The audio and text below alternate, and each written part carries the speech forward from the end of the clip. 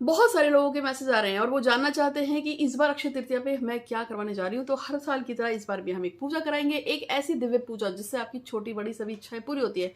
ऐसा क्यों? क्योंकि अक्षय तृतीया का मतलब है अक्षय फल मिलने वाला, जिसको खत्म नहीं किया जा सकता, तोड़ा नहीं जा सकता।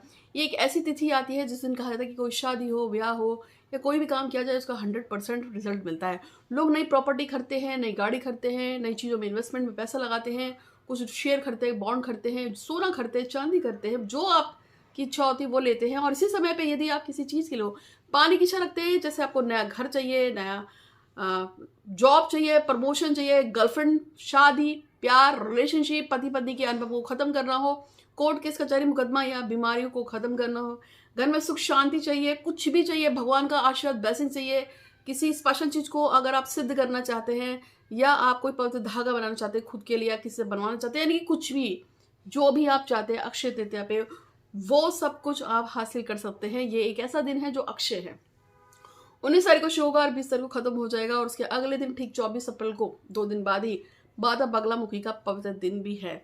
ये दो खास दिन आ रहे हैं और 30 तारीख को भगवान नरसिंह देव जो हैं उनका भी जन्म महोत्सव मनाया जाएगा। और ऐसे तो वैसे इस बार बहुत कुछ है, लेकिन अभी मैं 3 की बात कर रही हूँ। और जो लोग मुझसे पूछ रहे हैं उनको मैं यही कह रही हूँ कि अगर आप इंटरेस्टेड हैं तो आप अपने लिए कोई भी पूजा करा सकते हैं। और आज के लिए जो मैं आज को खास वीडियो देने आई हूँ वो बहुत ही कमाल का है और उसमें आपको बताऊंगी कि आप किस तरीके से छोटी बड़ी चीज़ों को छोटे छोटे उपायों से भी अपनी इच्छाओं को पूरा कर सकते हैं।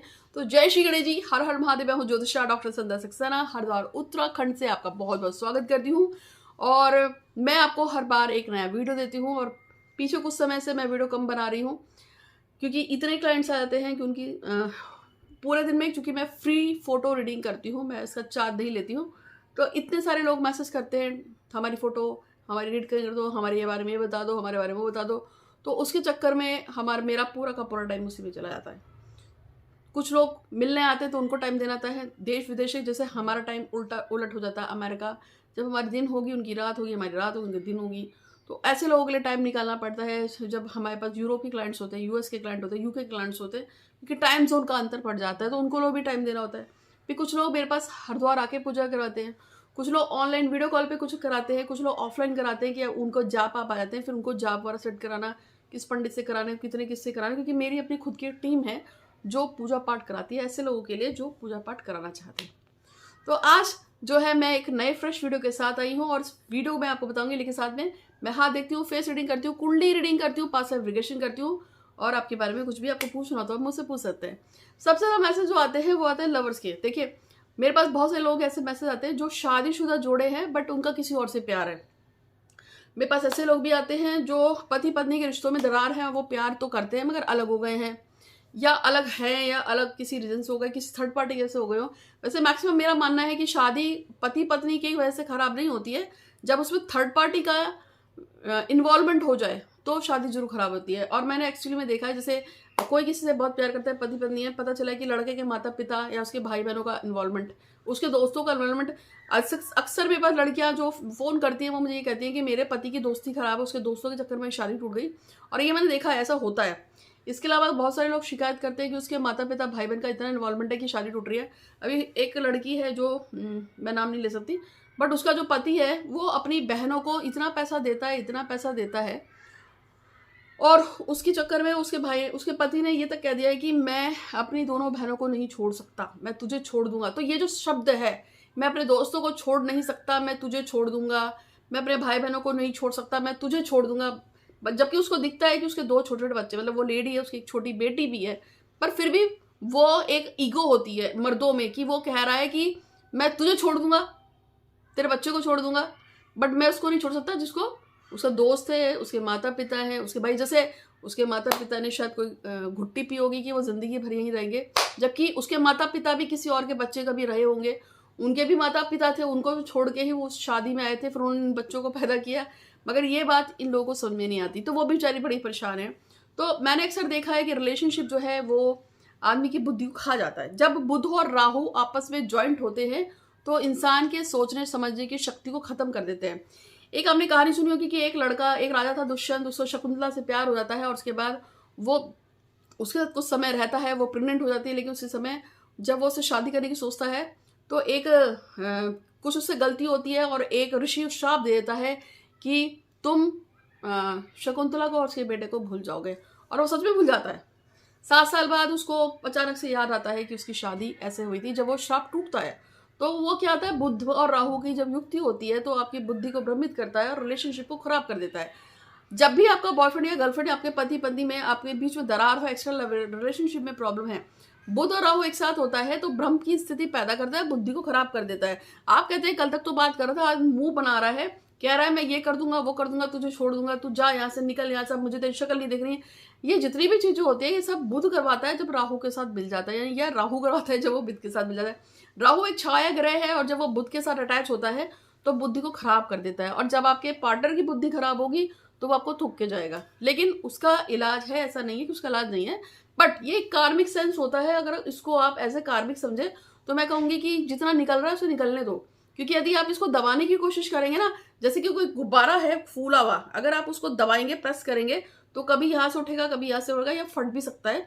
इसी तरह से जो हमारे कार्मिक लेन देन होते हैं, अगर आपका पार्टनर आपको चिढ़ा रहा है, आपसे इस तरह से बदतमीजी से बात कर रहा है, कह रहा है कि तू जा, निकल, मेरे लिए मेरे बाप जरूरी है, मेरा भाई जरूरी है, मेरी बहन जरूरी है, मेरा दोस्त बहुत जरूरी है, किस तरह की बातें कर रहे हैं, तो उसको उसके हाल पे छोड़ दो। कुछ समय के लिए आपको भगवान शंकर की उपासना करनी चाहिए और उसको उसके हाल पे छोड़ दो। वो कभी ना कभी तो भटक के वापस आएगा, क्योंकि एक समय पीरियड तक ही किसी भी चीज का जो असर रहता है। जैसे ही ग्रह बदलेगा, जब राहु बुध को छोड़ेगा और राहु आगे जाएगा, बुध उधर जाएगा, तो वो जो आपको थूक के गया था वो वापस आपके पास ही आएगा। इसका ध्यान रखना है। लेकिन फिर भी बहुत सारे लोग परेशान होते हैं कि अरे नहीं, उसे ऐसा बोल दिया, वैसा बोल दिया, वो कह रहा है मेरे को तुझे ब्लॉक कर रहा हूँ, मेरे को तेरी शक्ल नहीं देखनी है, ये है वो है। तो ऐसे में क्या कर सकते हैं? अगर आपको भी ऐसी दिक्कत आ रही है तो आज का उपाय यही है कि जो छोड़ के गया है वो वापस आएगा। कैसे आएगा? आपको सिर्फ इतना करना है कि कोई भी बरगद का पेड़ लीजिए, उसके नीचे जाकर उसमें कुछ इस तरह से लटाई बंध होती है। पहला उपाय तो यह है कि आप लटा को बांधिए और उस पर विश बोल दो कि मेरा पार्टनर मुझे वापस मिल जाए। दूसरा उपाय यह है कि आप किसी भी चौराहे पे एक सरसों के तेल का दिया जला के 3 बार क्लैप करके उस व्यक्ति का नाम लीजिए कि मेरे पास वापस आओ, मेरे पास वापस आओ, मेरे पास वापस आओ। वो व्यक्ति जरूर आपके पास आएगा। तीसरा उपाय है कि यदि आपको लगता है कि इन सबसे भी मेरा काम नहीं बन रहा है तो आपको बिना नमक मिर्च डाले 1-2 बड़े बनाने हैं उड़द की दाल के, उसमें दही डालना है, सिंदूर लगाना है, बरगद के पेड़ के नीचे रख के आना है, वहां पे एक स्टिक जला, धूप जला देना है, दिया जला देना है, ओम शम शनिश्चराय नमः का जाप करना है और शनिदेव से प्रार्थना करना है मेरा पार्टनर वापस आ जाए।